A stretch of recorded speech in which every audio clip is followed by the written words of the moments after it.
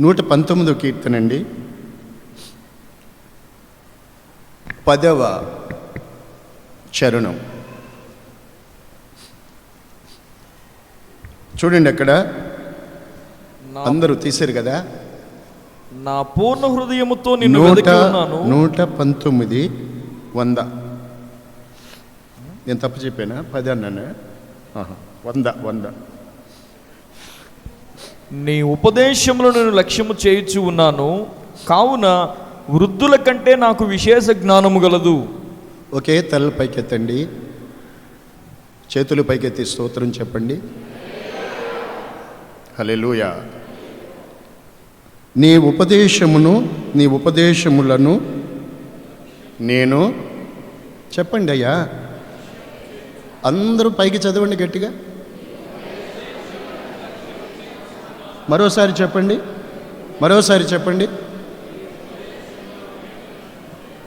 నీ ఉపదేశములను నేను లక్ష్యము చేయుచున్నాను. ఎవరన్నారు ఈ మాట?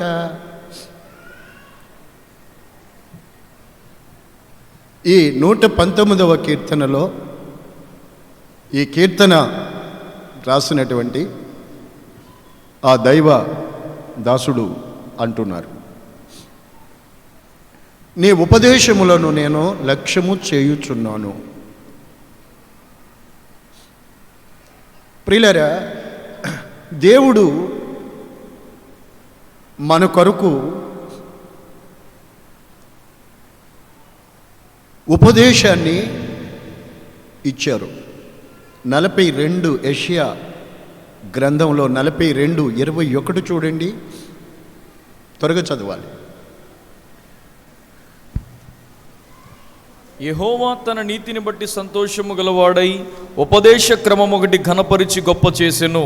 దేవుడు తన నీతిని బట్టి ఉపదేశ క్రమము నియమించి కదా, ఉపదేశ క్రమం ఒకటి,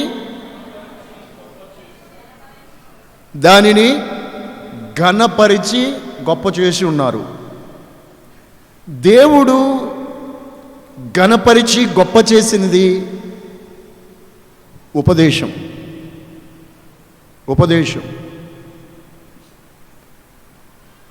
దేవుడు మన కొరకు పరిశుద్ధ గ్రంథములో ఏ సంగతులైతే చెప్పబడ్డాయో, ఉపదేశింపబడ్డాయో అవన్నీ మన ప్రయోజనము కొరకే. యెషయా 48:17.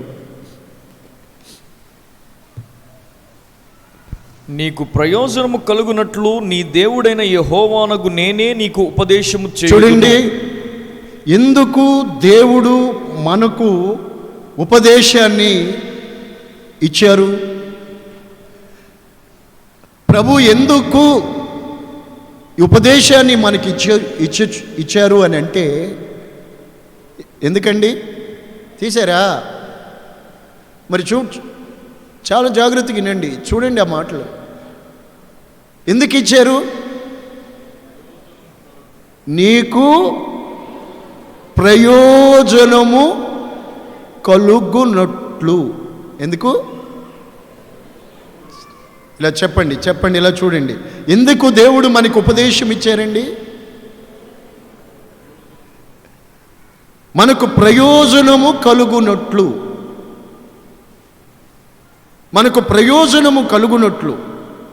గనుక దేవుడు మన ప్రయోజనమును కోరుకొని మన జీవితం నిష్ప్రయోజనం కాకూడదు, నీ జీవితం వ్యర్థం అవ్వకూడదు, నీకు ప్రయోజనం కలగాలి. అందుకొరకే దేవుడు ఉపదేశ క్రమాన్ని బోధించారు, ఉపదేశాన్ని దేవుడు మనకి ఇచ్చారు. మీకు చెప్పనా, లోకములో ఎన్నో జాతుల వారు, ఎన్నో భాషలు మాట్లాడేవారు, ఉన్నారు. అయితే మరి ఎవ్వరికీ లేనటువంటి ఉన్నతమైన మనకు ప్రయోజనము కలుగచేయు ఉపదేశము యేసుక్రీస్తు మనకు అనుగ్రహించి ఉన్నారు. ఆ ఉపదేశము నీకు ప్రయోజనాన్ని కలగజేస్తుంది. ఎంత ప్రయోజనం అంటే ఎంత ప్రయోజనం. కనుక ఆ ఉపదేశాన్ని ఏం చేయాలి? చదువుకున్నాం కదా 119, 100. అది ఉపదేశాన్ని ఏం చేయాలండి? దేవుడు మనకిచ్చిన ఉపదేశాన్ని మనము నోరు తెరవండి, అడిగినప్పుడు చెప్పండి. దేవుడు మనకిచ్చిన ఉపదేశాన్ని మనము లక్ష్య పెట్టాలి, లక్ష్యము చేయాలి. దేవుడు నీ ప్రయోజనం కోరి నీకు ఇలా చేయమని చెప్పారు, దాన్ని చేస్తే నీకు ప్రయోజనం. ఆ ఉపదేశాన్ని లక్ష్య పెట్టలేదనుకో, లెక్క చేయలేదనుకో, ప్రయోజనం ఉంటుందా? ప్రయోజనం కలగదు. పాడు అవడం తప్ప ప్రయోజనం మాత్రం ఉండదు. అందుకని ఉపదేశాన్ని, దేవుని ఉపదేశాన్ని లక్ష్యము చేయాలి, లక్ష్య పెట్టాలి. ఈ రోజుల్లో ఇలా చూడండి, మనము దేవుని చేత పిలువబడి దేవుని ఎరిగిన వారమై, దేవుని చేత ఏర్పరచబడిన వారమై దేవుని సముఖములో మనం ఉంటున్నాం. సంఘముగా మనం సమకూర్చబడి నా దినాలలో ఎన్నో సంగతులు, ఉన్నతమైన ఉపదేశాలు దేవుడు తన ఆత్మ ద్వారా తన సేవకులను నిలిపి మనందరితో దేవుడు మాట్లాడుతూ ఉన్నాడు. మీరు ఒక్కొక్క దినాన మనమందరం ఒక్కొక్క రకంగా, ఒక్కొక్క రీతిలో దేవుని ఉపదేశాలు మనము వింటున్నాం, పొందుతున్నాం కదా, పొందుకుంటున్నాం. ఆ ఉపదేశాలు అన్నీ ఎందుకొరకు అని అంటే మన ప్రయోజనం కొరకు. గనుక ఆ ఉపదేశాన్ని తప్పకుండా మనం లక్ష్య పెట్టాలి. ఈ సంఘానికి వెలుపుటున్న జనాలు ఉన్నారు చూసారా, వారికి ఉపదేశం అంటే ఏంటో, దేవుని యొక్క నీతి ఏంటో వారికి తెలియదు. గనుక వాళ్ళు మనసుకు తోచినట్టు నడుచుకుంటారు.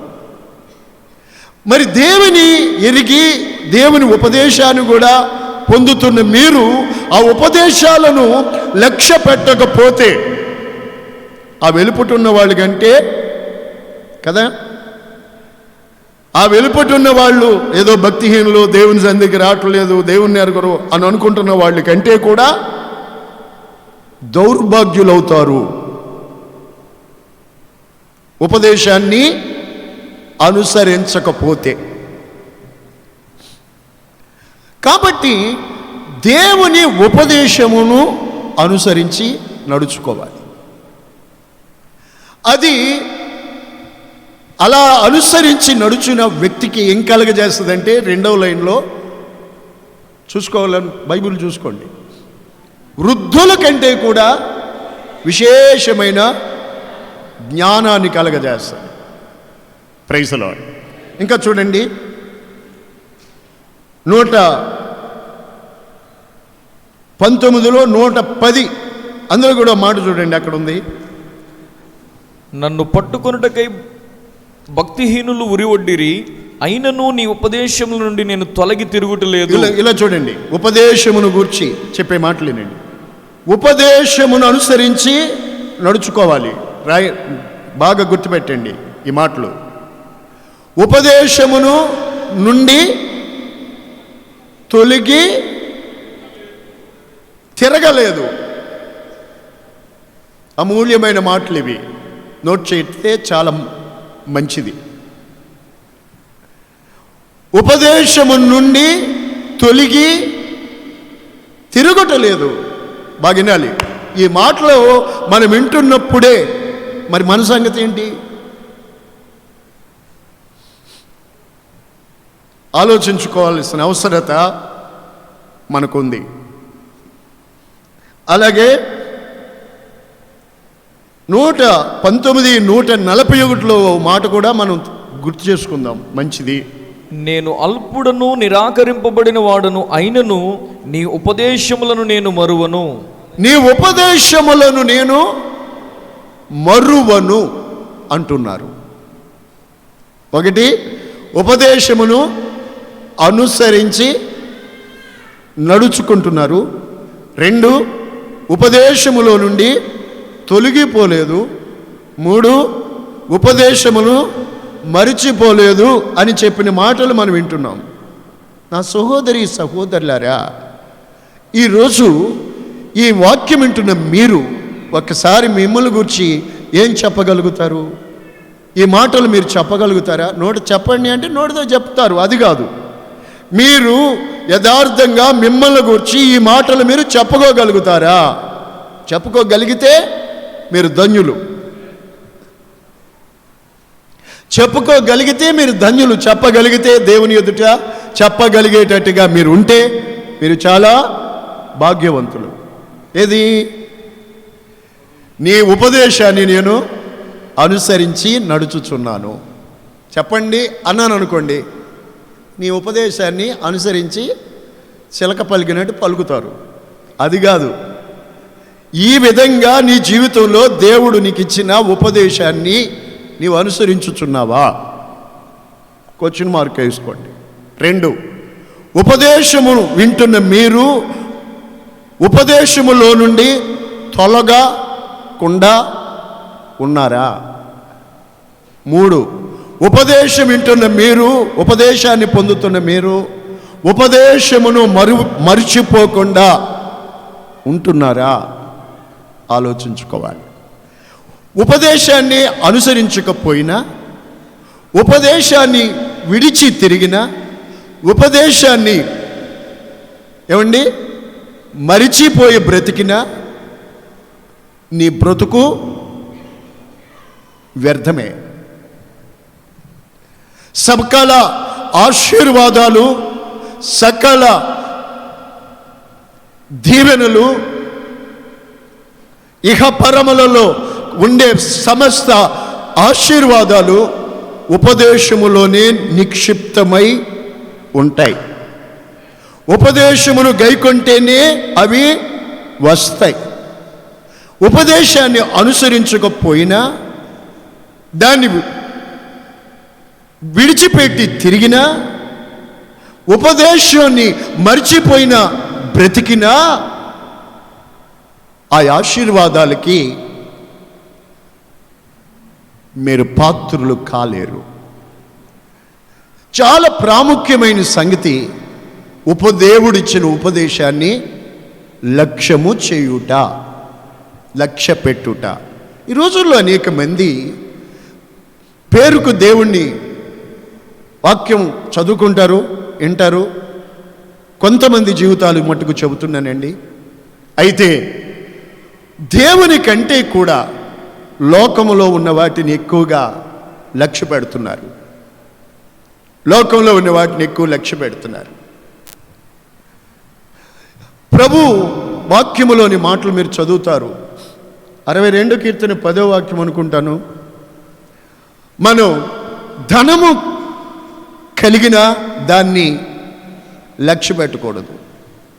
మార్క్స్ వార్త 5వ అధ్యాయంలో ఆ అధికారితో యేసు ప్రభు చెప్పారు, ఇదిగో వాళ్ళు వీళ్ళు ఏయో చెప్పేస్తున్నారు కదా, నీకు చెప్పుడు మాటలు లక్ష్య పెట్టకూడదు.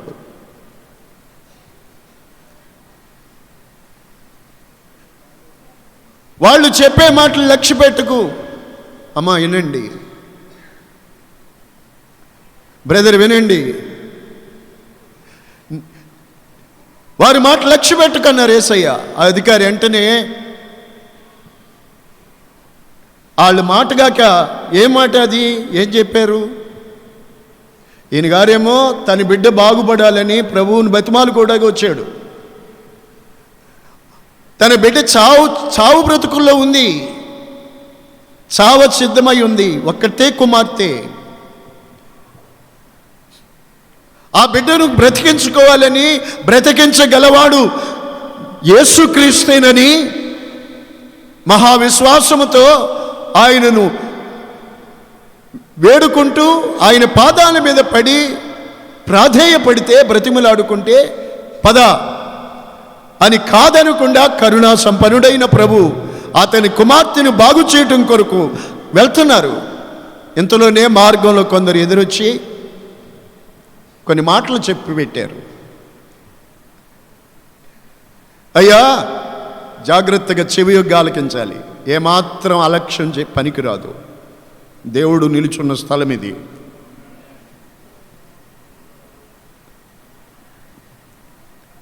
విశ్వాసులైతే మీరు ఆ మాటను గ్రహించుకుంటారు, శరీరానుసారులైతే ఆ మాటను గ్రహించలేరు. దేవుడు నిలుచున్న సంచరిస్తున్న స్థలం ఈ స్థలం. ఆమేన్. ప్రియులారా, ఇంటి నుండి వచ్చారు కొంతమంది. వాళ్ళు అంటున్నారు ఎదురొచ్చి,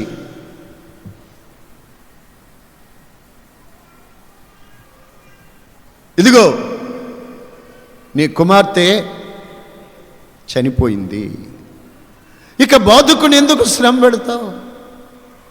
ఇక ఏం జరుగుతుంది? ఇకేం లాభం? ఇంకేం చేస్తారు ఆయన అన్నట్టు ఆయన విడిచిపెట్టి రమ్మంటున్నారు. ఒక్క మాటేనండి, వాళ్ళు అలా చెప్పారని గాక ఆ వ్యక్తి వాళ్ళ మాటలే లక్ష్య పెడితే ఇప్పుడు బోరుని ఏడ్చుకుంటూ వాళ్ళతో కూడా కలిసి ఆతురతగా పరిగెత్తి, ఏది నా బిడ్డ ఎక్కడుంచారు అని చచ్చిన తన కుమార్తెను చూసుకుని మీదపడి ఏడ్చి ఏడ్చి ఏడ్చి ఏడ్చి ఏడ్చి ఎంత ఏడ్చినా ప్రయోజనం లేక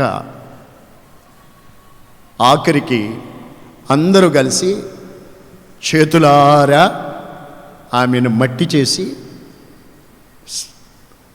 గోతులో పెట్టి ఇంటికి రావాలి. అంతేనా? అంతకు మించి వాళ్ళ మాట లక్ష్య పెడితే ఇంకేమన్నా ఉందా? వాళ్ళు ఆ మాటలు చెప్పారండి. ఈయన గారు విన్నారు. వెంటనే యేసు ప్రభు చెప్పారు, వాళ్ళు నీతో చెప్పిన మాట లక్ష్య పెట్టుకో. ఎంత గొప్ప విశ్వాసం అంటే ఆ వ్యక్తి, ఆ సమాజ మందిరపు అధికారి, చనిపోయింది నీ కుమార్తెయ్యా, ఇంకెందుకు ఆయన్ని తీసుకొస్తావు అన్నా కూడా ప్రభు చెప్పిన మాటే లక్ష్య పెట్టాడు, ప్రభువునే లక్ష్య పెట్టాడు తప్ప వాళ్ళ మాటలు లక్ష్య పెట్టి. ఇలా చూడండి, మీరు వాళ్ళ మాటలు లక్ష్య పెట్టలేదు. గనుకే ఇంటికి తీసుకెళ్లారు. తన కుమార్తెని యేసయ్య బాగు చేసి బ్రతికించి వాళ్ళ చేతికి అప్పగించి, ఉపదేశమును లక్ష్య పెట్టాలి. హెబ్రీ పత్రిక 3:1 ఉంటుంది, పరలోక సంబంధమైన పిలుపులో పాలు పొందిన పరిశుద్ధ సహోదరులారా, యేసు మీద లక్ష్యముంచుడి. ఎవరి మీద? యేసు క్రీస్తు మీద మీరు లక్ష్యముంచండి అండి. మనుషుల మీద ఎందుకు లక్ష్యం? మనుషులు చెప్పే మాటల మీద ఎందుకు లక్ష్యం? అమ్మ, నా మాటేనండి. మనుషులు చెప్పే మాటలు కాదు వినాల్సింది, లక్ష్య పెట్టాల్సింది. దేవుడు నీ ప్రయోజనం కొరకు చెప్పిన ఉపదేశాన్ని మీరు లక్ష్య పెట్టాలా? యేసయ్య మీద లక్ష్యం ఉంచండి, యేసు ప్రభువుని లక్ష్య పెట్టండి. ఈ రోజుల్లో కొంతమంది చూడండి, దేవుని బిడ్డలే వారు, కానీ దేవుని లక్ష్య పెట్టట్లేదు, దేవుని వాక్యాన్ని లక్ష్య పెట్టట్లేదు, దేవుడు చెప్పిన మాటలు లక్ష్య పెట్టట్లేదు.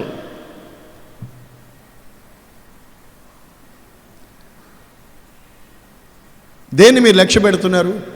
కొంతమంది, పోనీ నేను అడుగుతాను, పోనీ మందిరానికి వచ్చే అవకాశం మీకు లేకపోతే పోనీ వాక్యం అన్నా విన్నారా అండి?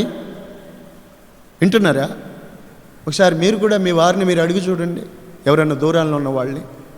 లక్ష్యం లేదండి, దేవుని మాటలు లక్ష్య పెట్టట్లేదు. మోసపోతావు సోదరుడా, మోసపోతావు సహోదరి.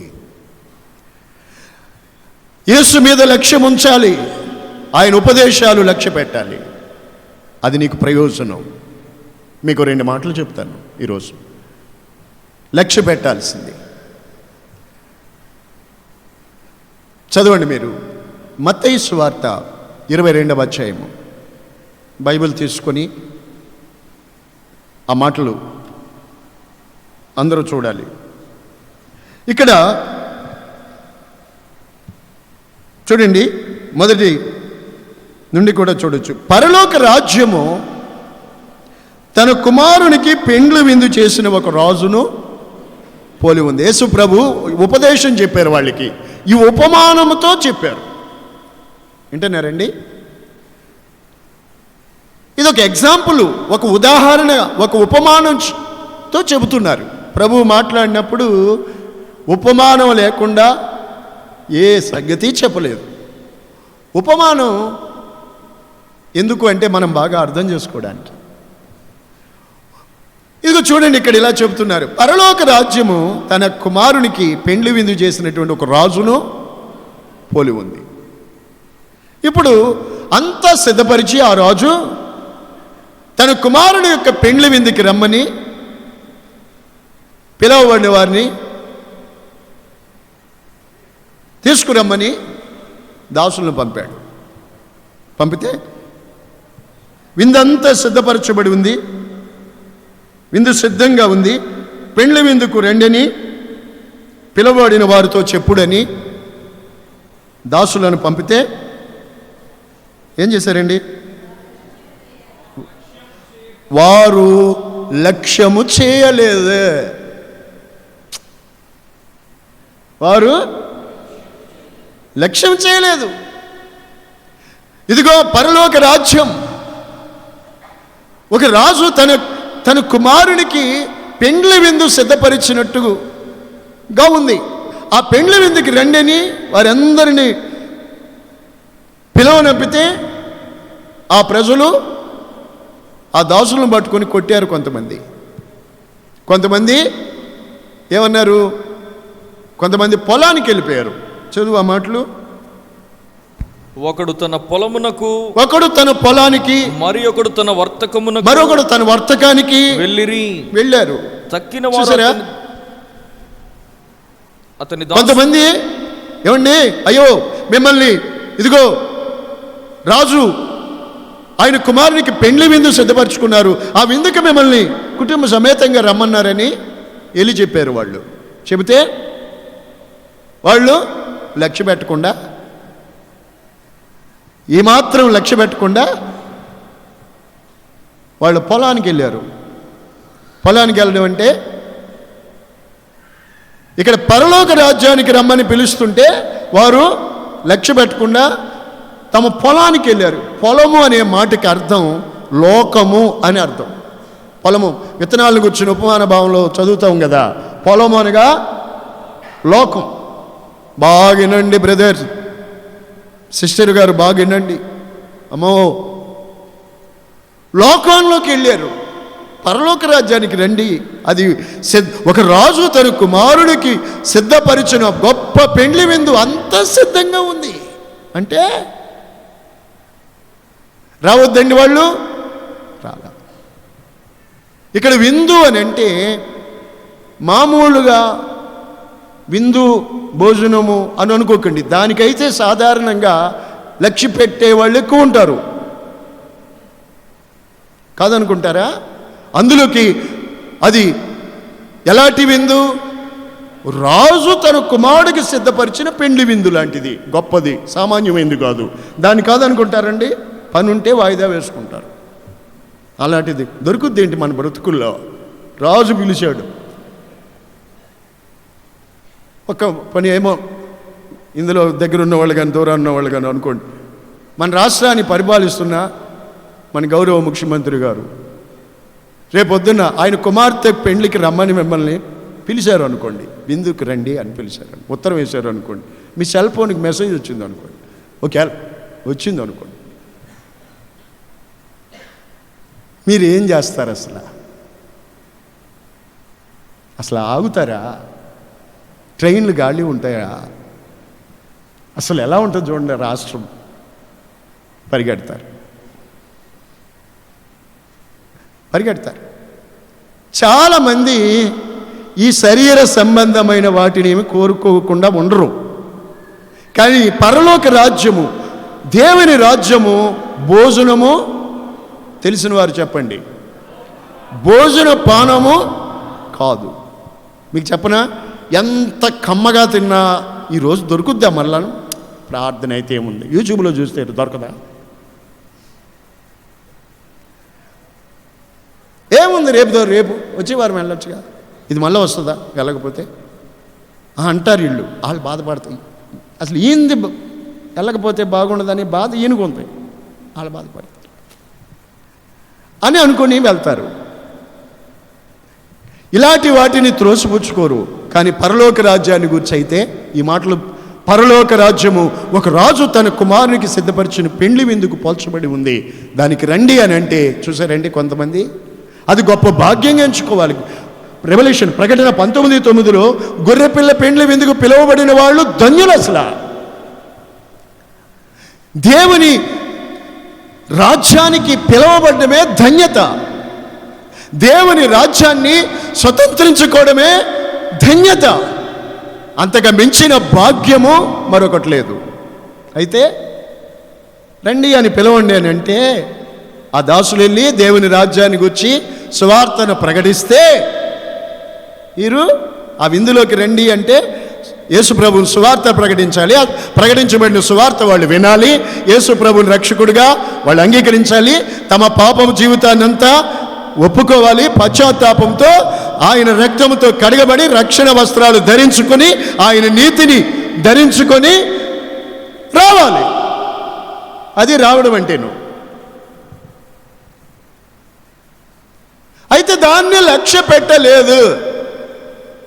కొంతమంది తమ పొలానికి వెళ్ళారు. ఇలా చూడండి, ఇంకో చోట కూడా ఈ మాట మీరు చూస్తారు. మిద్దె మీద ఉన్నవాడు ఏమండి దిగి కిందకి రాకూడదు. స్తోత్రం.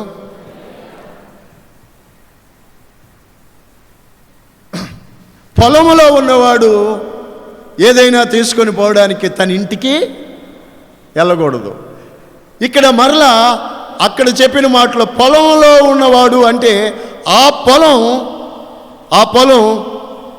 అది దేవుని రాజ్యానికని అక్కడ ఆ మాటలో భావం. మీరు సామెతల 31లో కూడా గుణవతి అయిన భార్యను గురించి చెప్తారు ఓ మాట, ఆమె పొలమును చూచి దానిని తీసుకొనును అని ఉంటుంది. పొలాన్ని చూసి ఆమె గుణవతి అయిన భార్య పొలాన్ని చూసి కూడబెట్టిన ద్రవ్యం అంతా జాగ్రత్త పరుచుకుని దానితో పొలాన్ని చూసి తీసుకుంటుంది.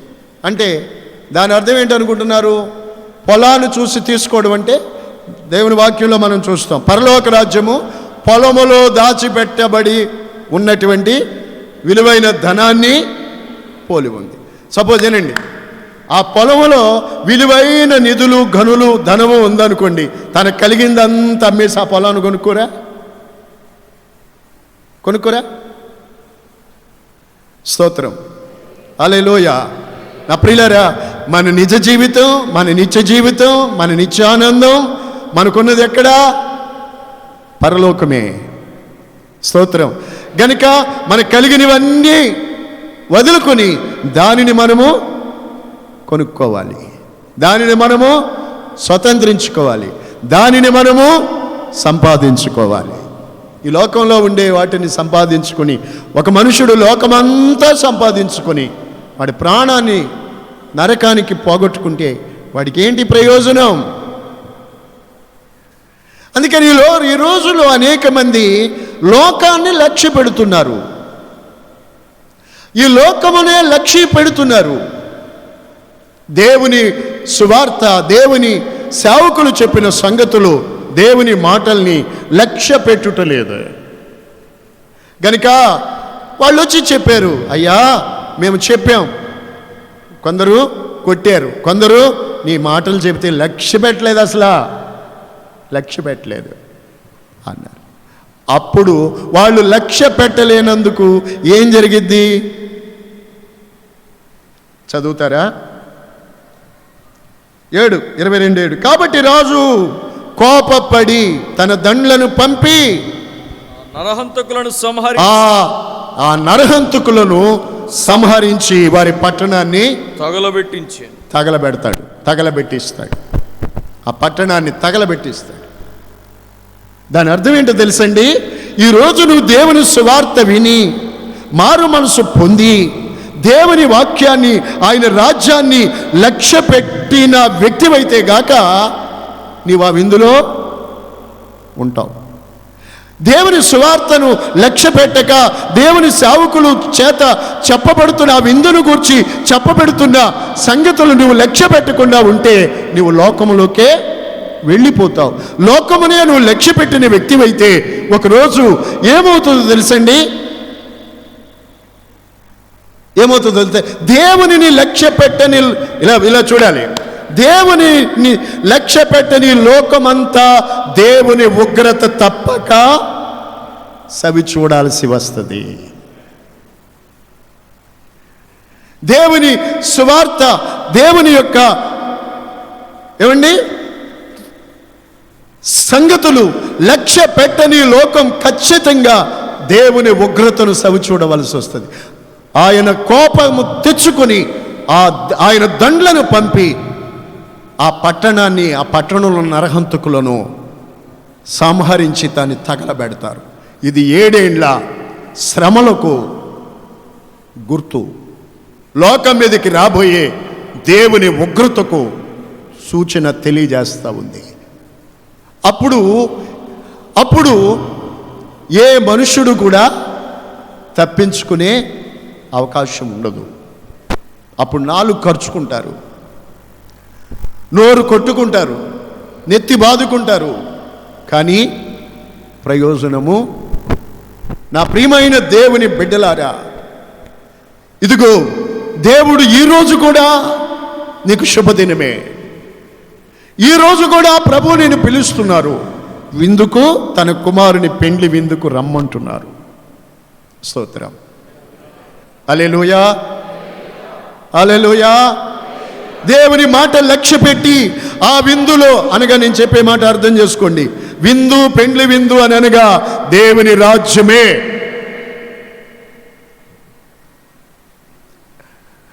ఆ శాశ్వతమైన నిత్య రాజ్యములోనికి, ఆ నిత్య జీవాన్ని పొందుటకు అంతా సిద్ధంగా ఉంది. నువ్వేమి దాని గురించి నీ చేయాల్సిందేమీ లేదు. అంతా ప్రిపేర్డ్, అంతా సిద్ధపరిచి ఆయనే సిద్ధపరిచి ఉన్నాడు. నువ్వు వస్తే చాలు. Praise the Lord. అయితే ఆ మాటలు లక్ష్య పెట్టలేనందుకే వారు లోకమును లక్ష్యపెట్టి లోకంలోకి వెళ్ళారు. నరహంతకులుగా దుర్మార్గపు పాపములోనే బ్రతికారు. ఆయన తన దండ్లు పంపి కోపం తెచ్చుకొని ఆ పట్టణాన్ని, అందులో ఉన్న వాళ్ళని నిర్మూలపరిచారు, తగలబెట్టించారు.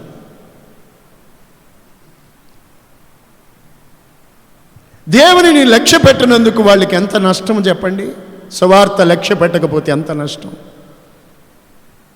ఇప్పుడు వారు లక్ష్య పెట్టింది లోకాన్ని, లోకంలో ఉన్నవారిని, లోకంలో ఉన్న వాటిని కదా లక్ష్య పెట్టింది. వారు నిర్లక్ష్యము చేసింది మహారాజు అయిన దేవునిని, దేవుని కుమారుని, దేవుని రాజ్యాన్ని నిర్లక్ష్యం చేశారు. ఇప్పుడు వాళ్ళ గతి ఏంటో చూడండి. Praise the Lord. ప్రియులారా, దేవుని ఉపదేశాన్ని లక్ష్యపెట్టి ఉంటే ఎంత మేలు. స్తోత్రం, స్తోత్రం. కాబట్టి ప్రతి వ్యక్తి కూడా దేవుని రాజ్యము సమీపంగా ఉంది. మీరు మారు మనసు పొందాలి, సువార్త నమ్మాలి, మీరు పాప క్షమాపణ పొందాలి, మీరు రక్షించబడాలి, పరిశుద్ధాత్మతో నింపబడాలి, ఆయన రాకడికి రాజ్యానికి ఎదురు చూడాలి. అలక్ష్యం చేస్తే, దేవుని రాజ్యాన్ని మీరు అలక్ష్యం చేసిన వాళ్ళైతే లోకములోకి వచ్చి శిక్షకు తప్పించుకోలేరు. స్తోత్రం. మరొక సంగతి నేను మీకు గుర్తు చేస్తాను. సంఖ్యాకాండము 14వ అధ్యాయము 23వ వచనము చదువుకుందుము. కాగా వారి పితరులకు ప్రమాణపూర్వకంగా నేనిచ్చిన దేశమును వారు చూడనే చూడరు, నన్ను అలక్ష్యము చేసిన వారిలో ఎవరునూ దానిని చూడరు. చూడండి, ఇక్కడ కాదేష్ బర్నేయ పారాను అరణ్యములో ఇజ్రాయేల్ ప్రజలు ఉన్నప్పుడు దేవుడు దైవజనుడైన తన సేవకుడైన తన దాసుడైన మోషే ద్వారా వాళ్లకు ఒక సంగతి చెప్పారు. అదేంటి అంటే చూడండి, 13వ అధ్యాయంలో ఉంటుంది. చెప్పిన మోషేకి దేవుడు తన సేవకుడికి చెప్పిన మాటలు ఏంటంటే, ఇదిగో నేను ఇజ్రాయేలులకు నేను వాగ్దానం చేసి నేను ఇచ్చుచున్న దేశాన్ని వాళ్ళు వెళ్ళి సంచరించు చూచున్నట్లు ఆ ఇజ్రాయేలులో కొందరిని అక్కడికి పంపించమన్నారు. 12 గోత్రాలలో నుండి 12 వ్యక్తుల్ని దైవజనుడైన మోషే దేవుడు చెప్పినట్టుగా వాళ్ళకి దేవుడు ఇవ్వనై ఉన్నటువంటి వాగ్దాన దేశానికి పంపారు. ఇలా చూడాలి మీరు. ఇప్పుడు పారాను నుండి బయలుదేరి వారు కానానికి వెళ్ళి కానానులో 40 రోజులు వాళ్ళు సంచరించి ఆ దేశాన్ని చూసి ఆ దేశం యొక్క పొలాలలో కొన్ని తెచ్చి ఇశ్రాయేలు పాళెములో మోషే ఇశ్రాయేలందరూ సముఖములోకి వచ్చి ఏం చెప్పారు వాళ్ళు? చూడండి ఏం చెప్తున్నారు. ఇలా చూడాలి. వాక్యాన్ని లక్ష్య పెడుతున్నావా, అలక్ష్యం చేస్తున్నావా? వాక్యాన్ని లక్ష్యం ఉంచండి, వాక్యం మీద లక్ష్యం ఉంచండి. అప్పుడు ఇశ్రాయేలు పాళెములో ప్రజలందరూ సమకూర్చబడ్డారు. దైవజనుడైన మోషే కూడా అక్కడ ఉన్నారు. ఈ 12 మందిలో 10 మంది ఓ మాట మీద నిలబడి వాళ్ళు చెప్తున్నారు, అయ్యా నీవు మమ్మల్ని పంపిన దేశం ఉందే అది నిజంగా పాలు తేనెలు ప్రవహించే దేశం. అది చాలా సారవంతమైంది, నీరు పారు దేశం, అది కొండల లోయలు గల దేశం, అది కరువు అనుకుండా ఆహారము అక్కడుంది. ఆ దేశ ఫలాలు ఇక ఎంత ఉన్నాయి అని ఆ దేశాన్ని గురించి చెప్తూ ఏమన్నారంటే, అక్కడ నివసించే జనులు చాలా బలవంతులు. వాళ్ళ పట్టణాలు ఉన్నాయే, చాలా ప్రాకారాలు చాలా ఎత్తుగా ఉన్నాయి, మిక్కిలి గొప్ప. తుదకేంటి సంగతి, ఫైనల్ ఏంటివి వాళ్ళు చెప్పింది అంటే, మనము అక్కడికి పోలేం, వాళ్ళు చాలా ఉన్నత దేహులు, మనం వెళ్ళలేము. ఇలా చూడండి, దేవుడు ఏం చెప్పాడు, నేను ఆ దేశాన్ని మీకు ఇచ్చుచున్నాను, నేను మీకు ఇవ్వబోతున్నాను, నేను ఇస్తాను మీకు అన్నాడు. కానీ వీళ్ళు దేవునిని లక్ష్య పెట్టట్లేదు. అక్కడున్న మనుషులను చూసి, వాళ్ళ బలాన్ని చూసి, వాళ్ళ ఎత్తు చూసి, వాళ్ళ దేహాలు చూసి, అక్కడున్న పట్టణ ప్రాకారాలు చూసి వాటి మీదే లక్ష్యం ఉంచారు. కానీ దేవుడు దీన్ని మనకి ఇస్తానన్నాడనే దేవుని మీద లక్ష్యం వాళ్ళకి లేదు. కాబట్టి విన్న వాళ్ళందరి గుండెలు కరగజేశారు. అయ్య బాబాయ్ మా మాటేనండి, మేము చూసాము, కళ్ళతో చూసి వచ్చాము. ఏమండి, సాధారణంగా మనిషిలో ఉన్న వీక్నెస్ ఏంటి తెలుసండి? దేవుడు చెప్పేదానికంటే మనుషులు చెప్పిందే అసత్యమైనా సరే దాన్నే నమ్ముతారు. దీన్నే నమ్ముతారు. దేవుడు చెప్తే నమ్ము. మీకు ఒక మాట చెప్తా, ఆశ్చర్యం కలగజేసే మాట. లాజరు ధనవంతుడు 15వ అధ్యాయం లూకాసు వార్తలు కదా, అక్కడ ధనవంతుడు చనిపోయి పాతాళంలో, అమ్మా ఏం వినకపోతే, వాక్యం వినకపోతే ఏంటి లాభం? వింటున్నావా? మరి వింటున్నావా?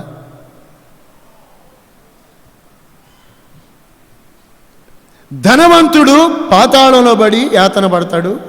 లాజరు అబ్రాహాము రొమ్మును ఆనుకుని నెమ్మది పొందుతూ ఉంటాడు. ఈ ధనవంతుడికి పాతాళంలో పడిన తర్వాత, పాతాళమైనా పరలోకమైనా త్వరలోనే ఉంది. దేన్ని మీరు లక్ష్య పెడితే అది మీరు పొందడం ఖాయం, త్వరలోనే ఉంది. త్వరగా అంటే ఎంతకాలం? ఖచ్చితంగా మీకు కావాలా? ఓ పని చేయండి, గుణాంకాలు బైబిల్ ఆధారంగా 70 ఏళ్ళు మానవుడి వయసు. ఎంత? ఏళ్ల మీద లెక్కెట్టుకుంటే వెళ్ళిపోతున్నాయి.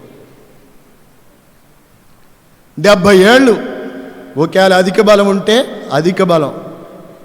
అధికంగా బలం ఉంటే 80.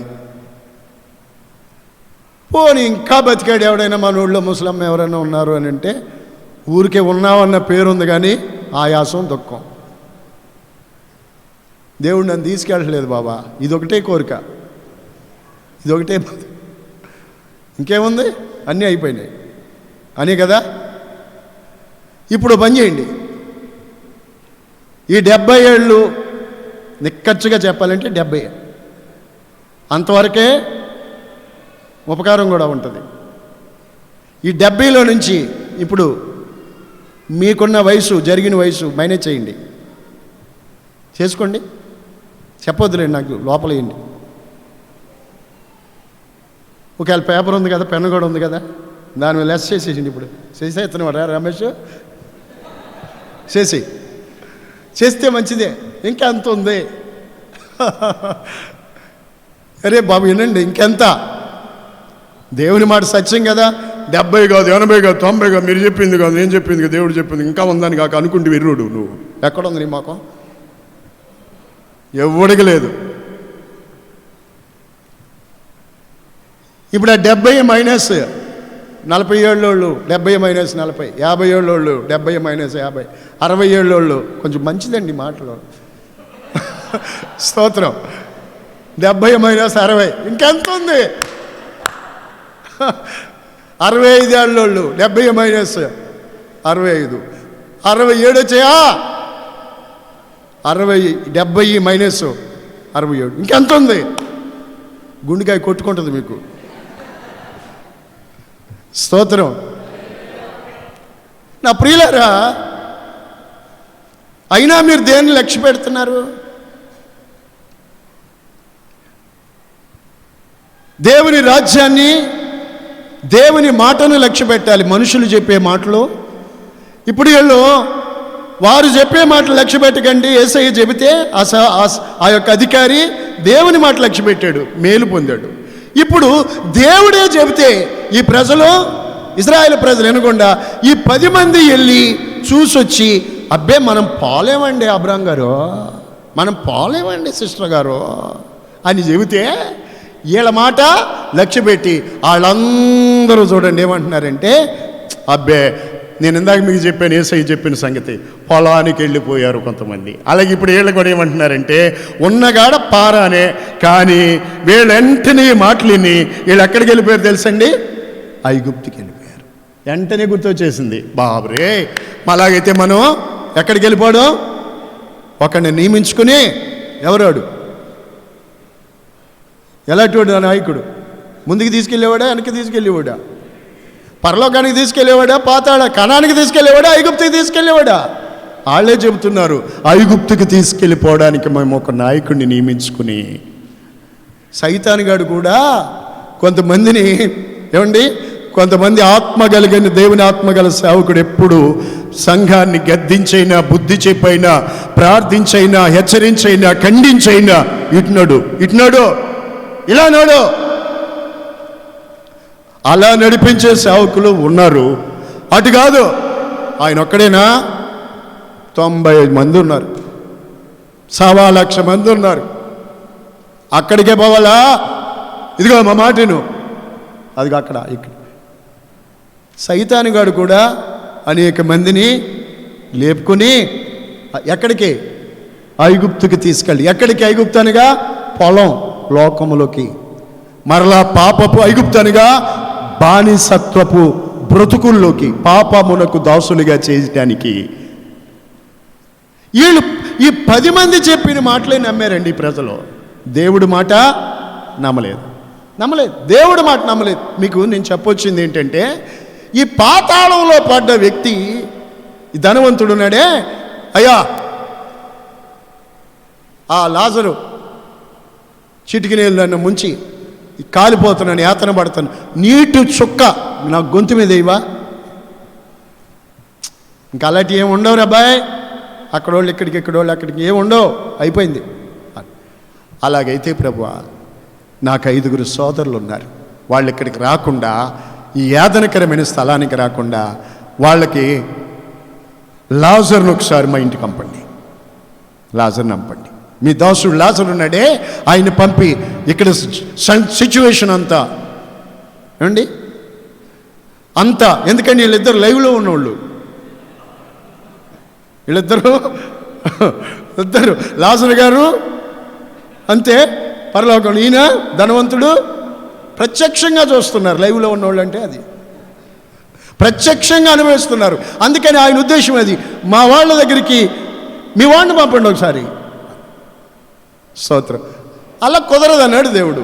కుదరదంటే అంటాడు, అక్కడ ఉన్నారు, అక్కడ దాసులు ఉన్నారు, అక్కడ చెప్పేవాళ్ళు ఉన్నారు, వాళ్ళ మాట వినాలి అంటే ఆయన అంటాడు, అబ్బా అర్థం చేసుకోండి ప్రభు, మా వాళ్ళు అక్కడున్నోళ్ళు చెబితే ఇంటే నేను ఇక్కడికి ఎందుకు వస్తా? అక్కడున్న వాళ్ళు చెబితే నేను అదిగో లాజరులాగా అక్కడే ఉండేవాడిని. ఆయనకు అనుభవం అది, ఆయన అనుభవం అది. స్తోత్రం, హల్లెలూయా. అక్కడున్న వాళ్ళు చెబితే ఎండ్రండి మా వాళ్ళు, మీరు లాజర్ని పంపండి అంటే. నా దేవుని బిడ్డలారా, దేవుడు సేవకులు చెబుతున్న సంగతులు నువ్వు లక్ష్య పెట్టాలి. నీ కాలంలో నీకు చెప్పబడుతున్న సంగతులు నీవు లక్ష్య పెట్టాలి. ఇక్కడి 10 మంది చెప్పిన మాటలు, దేవుడు చెప్పిన మాట వాళ్ళు లక్ష్య పెట్టలేదు, కానీ 10 మంది చెప్పిన మాట లక్ష్య పెట్టారు. అందుకేమైందంటే దేవుడి మాట అన్నాడు, సంఖ్యాకాండ 14:23 అండర్లైన్ చేయండి బైబిల్లో. ఏమన్నారంటే, నన్ను అలక్ష్యము చేసిన వారిలో ఎవడు దానిని చూడరు. డియర్ ఫ్రెండ్, ఈరోజు నీవు ఒక్కసారి వాస్తవంగా ఆలోచించండి. నీవు దేవుని మాటను, దేవుడు నీకు చెప్పుచున్న ఉపదేశాన్ని గాక లక్ష్య పెట్టకపోతే, దేవుడు చెప్పిన సంగతి అలక్ష్యము చేస్తే గాక, దేవుడు అదిగో వాళ్ళతో చెప్పాడు, నన్ను అలక్ష్యము చేసిన వారిలో ఎవ్వడు దానిని చూడటం. ఎన్నో సంగతులు కొత్త నిబంధన సంఘానికి దేవుడు మన ప్రయోజనం కొరకు, మన ఆత్మీయ ప్రయోజనం కొరకు దేవుడు మనకిస్తున్నాడు కదా. మీరు భలే వింటున్నారు, మీరు భాగ్యవంతులు చెప్పాలి అంటే. మీరు పొందుకుంటున్నారు, వింటున్నారు కదా. ఒక మాట మిమ్మల్ని అడుగుతున్నాం, ఈ 119వ కీర్తన 100వ వచనంలో భలే మాట అది. అందుకే 100లో పెట్టాడు దేవుడు దాన్ని. అన్నిటికంటే ముఖ్యం 100 అనే మాట సంపూర్ణం. దాన్ని ఎంత గణపరచాలంటే 100కి 100 99 అయినా తక్కువే. 100% అంటే అది 100%. 100 అనే దానికి ఇక సంపూర్ణం. మన జీవితంలో ప్రియులరా, ఈ 100వ వచనం 119వ కీర్తన 100వ వచనం కూడా చాలా 100వ వచనంలో కూడా చాలా చక్కటి మాట పెట్టారు, రాయబడింది, ఉపదేశాన్ని అనుసరించి నడుచుకొనుచున్నాను. ప్రియులారా, ఇజ్రాయేల్ ప్రజలు అక్కడ ఉపదేశాన్ని దేవుడు చెప్పిన సంగతులు లక్ష్య పెట్టలేదు. వాళ్ళు చెప్పిన మాటలు లక్ష్య పెట్టారు. అక్కడే చూడండి, ఇద్దరు లేచారు, Caleb, Joshua. Praise lord. Joshua నాకు చాలా ఇష్టం ఆ పేరు, Joshua. Glory to the lord, hallelujah. Joshua మోషే సేవకుడు, మోషే చేతుల మీద నీళ్లు పోసిన వ్యక్తి, పరిచారకుడు. ఏమండి, నేను ఎందుకు ఇష్టపడతాను అన్నానంటే, మీకేమో నాకు తెలియదు, కానీ ఒక్కొక్కరికి ఒక్కొక్క ఇష్టం. నాకు ఇష్టమైంది ఎందుకు అని చెప్తానంటే, పేరులో ఏదో ఉందని కాదు, ఆ జాషువాలో ఉన్నది ఏంటంటే పరిచర్య ఆత్మ. స్తోత్రం. దైవజనుని చేతుల మీద నీళ్లు పోసేవాడు. ఆమేన్, హల్లెలూయా.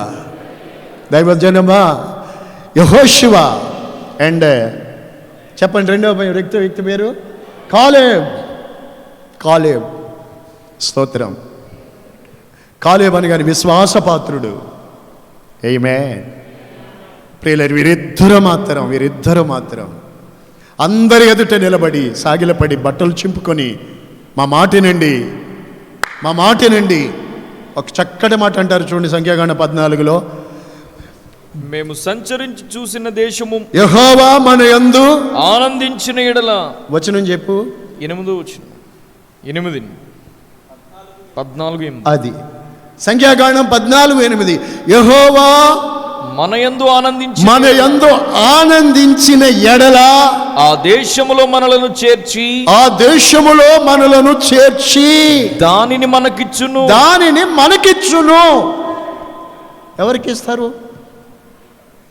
ఎవరికిస్తారు? ఆయనే ఇవ్వాలి. ఎవరికిస్తారు? ఎప్పుడు ఇస్తాడు? ప్రియులారేనండి, ఆయనను లక్ష్య పెడితే, నీవు ఆయన మాటలను, ఆయన ఉపదేశాన్ని లక్ష్య పెడితే మీ అందు ఆయన అది. మీరు ఆయన మాట గైకుంటే అప్పుడు ఆయన సంతోషిస్తాడు. ఆయన ఆనందించేది ఎప్పుడు?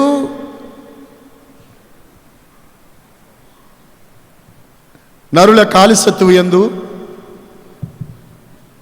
ఆయన ఆనందించడో, నువ్వేదో చేస్తున్నావని ఆయన ఆనందించడో, కృపకు వేడు వారిలో ఆయన సంతోషించేవాడు.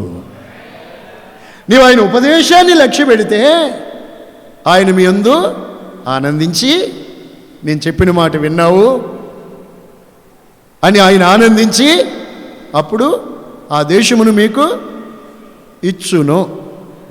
ఆయన ఇస్తాడంతే. ఆయన ఇవ్వకుండా మనం స్వాధీనపరచుకోలేము. ఆయన ఇస్తాడు. ఈ మాట మీరు చాలా నాకు కొత్త అనిపించింది. చాలాసార్లు నేను మీకు చెప్పి ఉంటాను, చదివి ఉంటాను. నేను చదివి ఉంటాను అనేక సార్లు. బాగేనండి, ముగించే సమయం దగ్గరికి వచ్చింది. దేవుడు చక్కటి మాట అన్నారు కాలేబు, యెహోవా మన యందు ఆనందించిన ఎడల. ఆయన యందు ఆనందించాలి. నిన్ను చూసి ఆయన ఆనందించాలి. నిన్ను చూసి ఆయన సంతోషించాలి. అప్పుడు దేవుడు నీకు ఇస్తాడు. ఎప్పుడు ఆయన ఆనందిస్తాడు? నీవు ఆయన ఉపదేశాన్ని చెప్పండి. అది మరొకసారి ఈ మాటలు వింటున్నా నా సోదరులారా, దేవుడు ఎన్నో సంగతులు ఉపదేశించుచున్నారు కదా, మీరు ఆయన ఉపదేశాలు లక్ష్య పెడుతున్నారా? ఒక్కసారి మీ గుండెల మీద చేతులు వేసుకుని ఆలోచించండి. ఉపదేశము లక్ష్య పెడుతున్నారా? దేవుడు ఉపదేశం కదా, నేను చెప్పిన మాటలు కాదు కదా. దేవుడు చెప్పింది వాక్యం ఇలా ఉంది కదా, మరి నువ్వు ఎలా ఉన్నావు? ఉపదేశాన్ని లక్ష్య పెడితే నువ్వు ఎలా ఉంటావు? ఉపదేశం చెప్పినట్టుగా ఉంటావు. ఉపదేశాన్ని లక్ష్య పెట్టని వ్యక్తి ఎక్కడుంటాడు? లోకములోనికి, పొలములోకి వెళ్తాడు. పొలం అనగా లోకం, ఐగుప్తు, పాపానికి సాదృశ్యం. సొంత అపేక్షలు, సొంత ఉద్దేశాలు, స్వచిత్తం నెరవేర్చుకోవడం, అది పొలంలోకి వెళ్ళటం. ఒక్కసారి A to Z, ఇది చిన్నదే కదా, ఇది పెద్ద పట్టింపు కదా అని ఏమనుకోమాకండి. ప్రతి విషయంలోనూ దేవుని సంఘమా, ప్రభు ఎదుట మనం ఉన్నాం. నేను దేవుని ఎదుట నిలుచుని బోధిస్తున్నాను, మీరు దేవుని ఎదుట ఉన్నారు. ఒక్కసారిగా ఆలోచన చేయండి. మీరు దేవుడు బోధించుచున్న, ఆయన చెప్పుచున్న సంగతులు లక్ష్య పెడుతున్నారా? ఏ విషయమైనా సరే ఆయన చెప్పండి వద్దు అన్నది నువ్వు ఏదైనా చేస్తుంటే, కనీసం అది ఏదైనా కావచ్చు, మీ అలంకారాల విషయంలో కానివ్వండి, మీ ఆహార నియమాలు కానివ్వండి, మీరు అనుసరించే పద్ధతులు కానివ్వండి, ఏమండి, ఎవ్రీథింగ్, ప్రతి విషయంలో కూడా ఉపదేశం నీ ప్రయోజనం కొరకు దేవుడిచ్చాడు. ఆ ఉపదేశం దేవుడి చేత ఘనపరచబడింది. దాన్ని తక్కువ చేస్తే, దాన్ని చులకన, దేవుడు ఘనపరిచిన దాన్ని నువ్వు తక్కువగా తీసుకుంటావా? వణికిపోవాలి రాజు. ఇక్కడ వాక్యం వింటున్న ప్రతి వ్యక్తి కూడా మీ శరీరం వనకాలి. ఉపదేశానుసారంగా నేను ఉన్నానా లేదా? వెళ్ళిపోక మునుపు, అంటే వెళ్ళిపోవడం చర్చిలోంచి వెళ్ళిపోవడం కాదు, వెళ్ళిపోక మునుపు ఒక్కసారి నువ్వు జాగ్రత్త పడవలసిన అవసరత ఎంతైనా ఉంది. ఉపదేశము లక్ష్య పెట్టాలి. నీ ఉపదేశము నేను లక్ష్యము చేయుచున్నాను. లక్ష్య పెట్టు, ఆలోచించండి. ఎక్కడికో బయటికి వెళ్ళి ఆలోచించుకోమంటలేదు నేను, ఇక్కడే ఆలోచించండి. ఉపదేశాలు లక్ష్య పెడుతున్నారా? దేవుడు వాక్యాన్ని లక్ష్య పెడుతున్నారా? ఒకవేళ మీరు అలక్ష్యం చేసి బ్రతుకుతుంటే, ఆ మాట కొట్టు, అక్కడ గీత కొట్టు. నన్ను చదవండి, మళ్ళా చదవండి, బైబిల్ తీరా. నన్ను ఏమండి చెప్పింది ఎవరు? చెప్పు, కరెక్ట్. చెప్పింది ఎవరు తమ్ముడు? చెప్పింది ఎవరు? నేను మీకు ఇచ్చుచున్న దేశం. సంఖ్యాకాండం 13 మొదట్లోనే కదా మాట ఉంటుంది. త్వరగా చూడు. నేను ఇస్తున్నా. విందుకు రమ్మన్నది ఎవరు? ఆయన. నేను మీకు ఇస్తున్నానని చెప్తే, అబ్బాయి వీళ్ళంటారు మనం వెళ్ళలేం,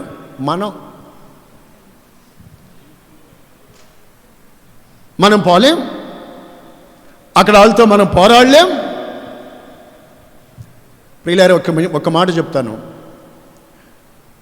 విశ్వాసి ఎప్పుడు ఆ మాటలు మాట్లాడరు. మనం కాదు, ఇంకా చెప్పనండి, నేను కాదు. పౌలు అన్నారు ఆ మాట, నేను కాదు, ఐ ఆమ్ నథింగ్. మనము అంటున్నారంటే దేవుడితో ప్రమేయం లేదు ఆ మాటకి. అప్పుడు వారిలో ఉన్నది ఏంటంటే లోక సంబంధమైన ఆత్మ. బాగినాలి. 1 యోహాను 4:4 మర్చిపోకూడదు. ఉపదేశాన్ని విడిచి తిరగకూడదు, ఉపదేశాన్ని మర్చిపోకూడదు. అందుకే చెబుతున్నాను మరలా. కొన్ని మాటలు మనకి, కొన్ని కాదండి, అన్నీ గుర్తుండాలి. ఉపదేశం మర్చిపోకూడదు. స్తోత్రం. మీరు ఇంకా తీయాల్సిన అవసరం లేదనుకుంటాను. నేనైతే చెప్తాను. మనలో ఉన్నవాడు లోకంలో ఉన్నవాడి కంటే గొప్పవాడు. స్తోత్రం. అలాగే తిమోతి పత్రికలో 1:6 అనుకుంటాను, పిరికితనము గల ఆత్మ దేవుడు మనకి ఇవ్వలేదు, శక్తి, ప్రేమ, ఇంద్రియ నిగ్రహం గల ఆత్మ దేవుడు మనకి ఇచ్చాడు. శక్తి ఉందా? శక్తి. స్తోత్రం. ఈ ప్రజలు చూడండి, పిరికితనం గల ఆత్మ వాళ్ళు చోటు చేసుకుంది. కానీ కొత్త నిబంధన సంఘం చూడండి, వాక్యం చెప్పింది, లోకంలో ఉన్నవాడి కంటే మనలో ఉన్నవాడు. ఎప్పుడూ చెప్పాలి ఆ మాట, ఎప్పుడూ ఉపదేశాన్ని మర్చిపోకూడదు. లోకంలో ఉన్నవాడి కంటే నాలో ఉన్నవాడు గొప్పవాడు. అలా అనుకుంటేనే నువ్వు అందులో ప్రవేశిస్తావు. లేదు, దేవుణ్ణి తక్కువ చేసి, దేవుణ్ణి నిర్లక్ష్యం చేసి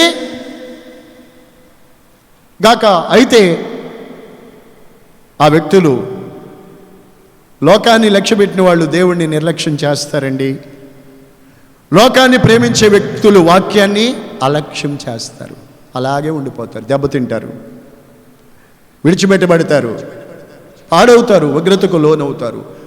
ఉపదేశాన్ని అనుసరించి నడాలి, అలక్ష్యం చేయకూడదు. ఈరోజు ఎంతమంది విశ్వాసులారా, ఇక్కడున్న మీలో ఎంతమంది ఉపదేశములను అనుసరించి నడుచుచున్నారు? ఎవ్రీథింగ్, ప్రతి విషయంలోని ఉపదేశాన్ని లక్ష్య పెట్టాలి. వాళ్ళు లక్ష్య పెట్టలేదు. దేవుడు చెప్పాడు, నన్ను అలక్ష్యం చేసిన వారిలో ఒక్కడు కూడా చూడరు. అందుకే 40 సంవత్సరాలు నడక, సుదీర్ఘ ప్రయాణం, దేవుణ్ణి లక్ష్య పెట్టిన జనమంతా చనిపోయారు. అందులో దేవుని లక్ష్య పెట్టని ఒక్కడు కూడా అందులోకి వెళ్ళలేదు. కాలేబు, యెహోషువ వారి సంతానం, వారి కలిగిన సంతానం దాన్ని లక్ష్య పెట్టారు కనుకే అందులో వెళ్ళారు. ఈరోజు నీవు లోకాన్ని లక్ష్య పెడుతూ ఉంటే దేవుణ్ణి నిర్లక్ష్యం చేస్తావు. లోకాన్ని లక్ష్య పెట్టే వ్యక్తి తప్పకుండా దేవుణ్ణి అలక్ష్యం చేస్తాడు వాళ్ళలాగా. అప్పుడు ఏమవుతుంది? చక్కటి మాట మీరు తప్పక చదవాలి, తప్పక చదవాలి. 28వ కీర్తనలు ఉంటే చూడండి, 28వ కీర్తన 5వ వాక్యం. మంచి గొప్ప విషయం ఇది, మీరు చూడాలి. యెహోవా కార్యములను వారు లక్ష్య పెట్టరు, యెహోవా కార్యాలను వారు లక్ష్య పెట్టరు, ఆయన హస్తకృత్యములను వారు లక్ష్య పెట్టరు. ఆయన హస్తకృత్యాలు వారు లక్ష్య పెట్టరు. కావున కాబట్టి ఆయన వారిని వృద్ధిపరచక నిర్మూలము వారిని ఆయన వృద్ధిపరచక నిర్మూలము చేయును. దేవుని కార్యాలను మనం లక్ష్య పెట్టాలి. దేవుని కార్యాలు లక్ష్య పెట్టాలి. వింటున్నారా? లక్ష్య పెడుతున్నారా?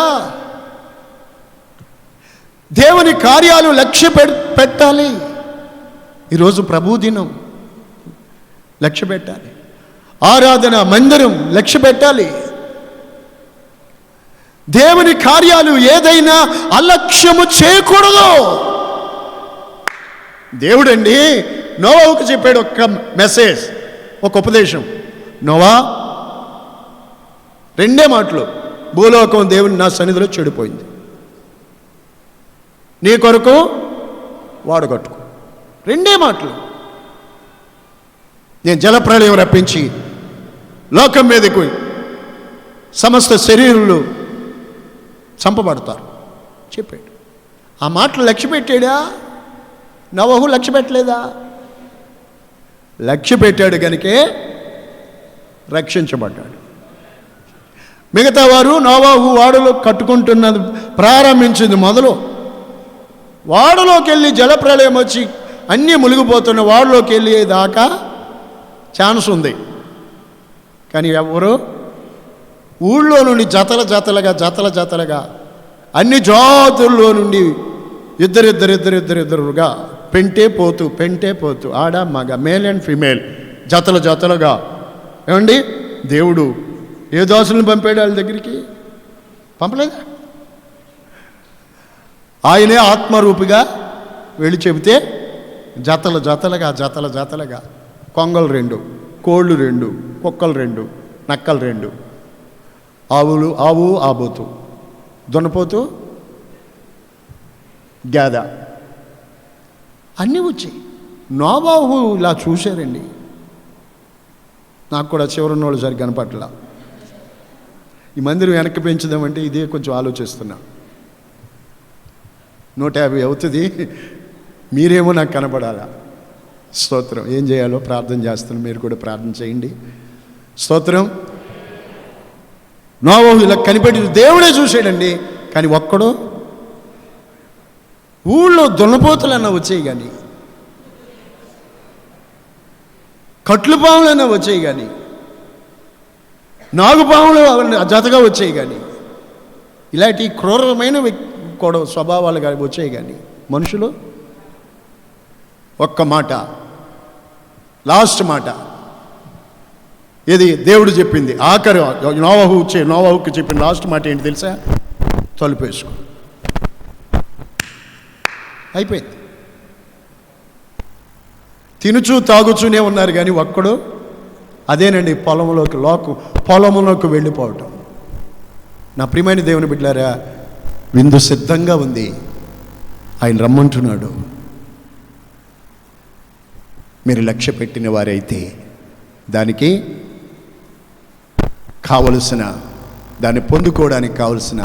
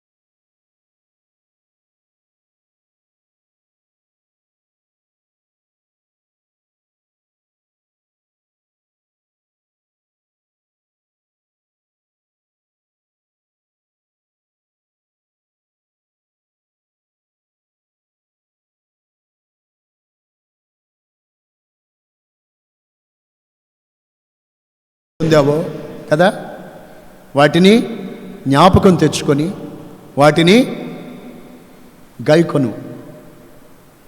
ఉపదేశం, దేవుని బిడ్డలారా, ఉపదేశాన్ని అనుసరించని వ్యక్తి ఎవడు పరలోకములో ఉండడు.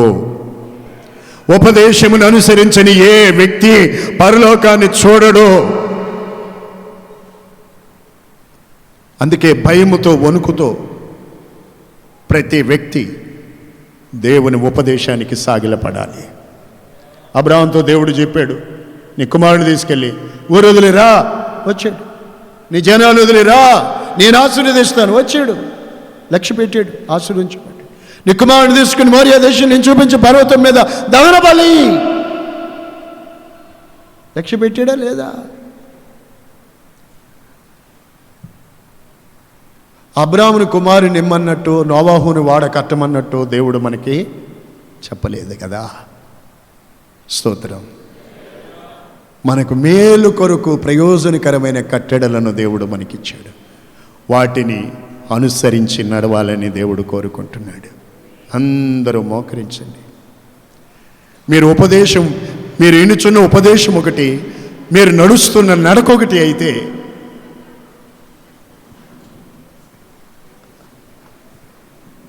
పొలము